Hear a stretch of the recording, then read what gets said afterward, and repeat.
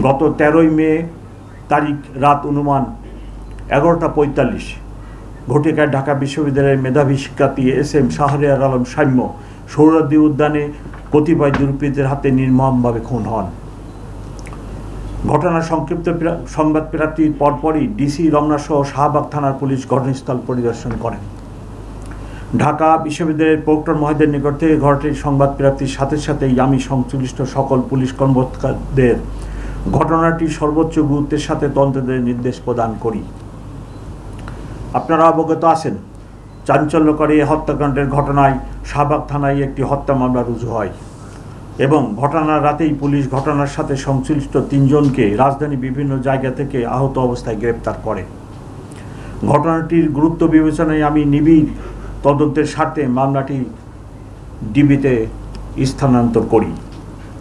পরবর্তীতে বিজ্ঞ আদালতের মাধ্যমে ধৃত 3 আসামিকে রিমান্ডে নিয়ে জিজ্ঞাসাবাদ, প্রাপ্ত গোয়েন্দা তথ্য ও প্রযুক্তিগত বিশ্লেষণের মাধ্যমে ঘটনাস্থলে সরাসরি উপস্থিত ও হত্যাকাণ্ডে অংশগ্রহণকারীদের শনাক্ত করা হয়। আসামিদের গ্রেপ্তারের লক্ষ্যে কক্সবাজার, মুন্সিগঞ্জ ও ঢাকা মহানগরীর বিভিন্ন এলাকায় ডিবির একাধিক দল ধারাবাহিক অভিযান পরিচালনা করে। এ সংক্রান্তে আরও 8 জনকে গ্রেপ্তার করে। গ্রেপ্তারকৃত হলেন রাব্বি, কবুতর রাব্বি, 2 মেহেদি, 3 পাপেল, 4 রিপন, 5 সোহাগ, 6 রবিন, 7 হৃদয়, 8 সুজন সরকার।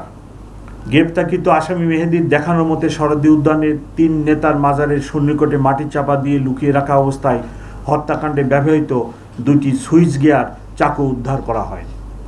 গ্রেপ্তারকৃত আসামিদের মধ্যে এখন পর্যন্ত 2 জন ফৌজদারি কার্যবিধি 164 ধারা অনুযায়ী বিজ্ঞ আদালতে স্বীকারোক্তিমূলক জবানবন্দি প্রদান করে। এই ঘৃণিত হত্যাকাণ্ডে জড়িত আসামিদের দৃষ্টান্তমূলক শাস্তির লক্ষ্যে মামলাটির সুষ্ঠু তদন্ত নিশ্চিত করা হচ্ছে।